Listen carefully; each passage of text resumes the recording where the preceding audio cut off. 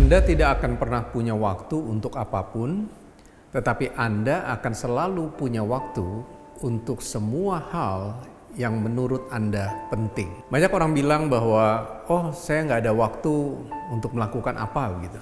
Sebenarnya itu bukan nggak punya waktu, tapi karena orang tersebut tidak menganggapnya penting atau tidak memprioritaskan hal itu karena dianggap tidak penting. Di 1 Timotius 3 ayat yang pertama sampai dengan ke-7 itu berbicara tentang syarat bagi penilik jemaat, orang-orang yang melayani Tuhan. Saya mau kita fokus hari ini hanya di ayat yang pertama. Ayat yang pertama firman Tuhan berkata demikian. Benarlah perkataan ini, orang yang menghendaki jabatan penilik jemaat menginginkan pekerjaan yang indah. Orang yang menginginkan atau orang yang menghendaki jabatan sebagai penilik jemaat. Apa yang kita inginkan hari ini?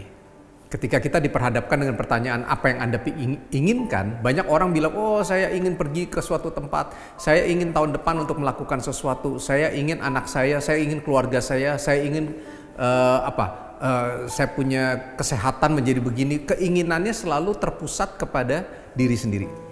Tapi Paulus mengingatkan kepada murid kesayangannya yaitu Timotius di 1 Timotius 3. Dia bilang, orang yang menghendaki jabatan sebagai penilik jemaat sesungguhnya menginginkan pekerjaan yang indah.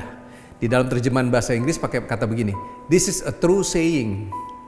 If anyone desires on being an overseer, he desires a noble task. Bapak Ibu Saudara sekalian, apa yang kita ingini hari ini? Di dalam kata if anyone desires, keinginan itu, menghendaki itu, desires memakai kata oregomai. Oregomai itu artinya to stretch oneself. Biarlah kiranya firman Tuhan hari ini mengingatkan kita. Jangan kita sekedar memiliki atau menghendaki semua hal yang bermanfaat atau menguntungkan kita semua. Ayo datang dong di dalam pelayanan. Oh sorry saya nggak punya waktu. Sebenarnya pelayanan itu bukannya kita nggak punya waktu, tetapi kita belum menganggapnya sebagai sesuatu yang penting. Ketika saudara menganggap segala sesuatu penting, maka saya percaya saudara pasti akan bisa untuk menyediakan waktu. Untuk itu, mari miliki kehendak untuk mulai masuk di dalam pelayanan. Saudara mungkin bilang, ya tapi saya masih, hidup saya belum beres.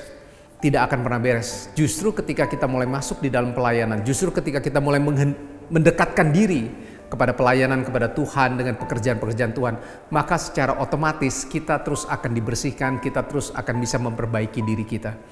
Ingat, orang yang kotor bukan membersihkan dulu dirinya sebelum dia mandi, justru karena dia mandi maka dia akan menjadi bersih. Untuk itu milikilah kehendak yang baik, mulailah untuk melayani Tuhan dan masuklah di dalam pelayanan ini. Tuhan berkati kita semua. God bless.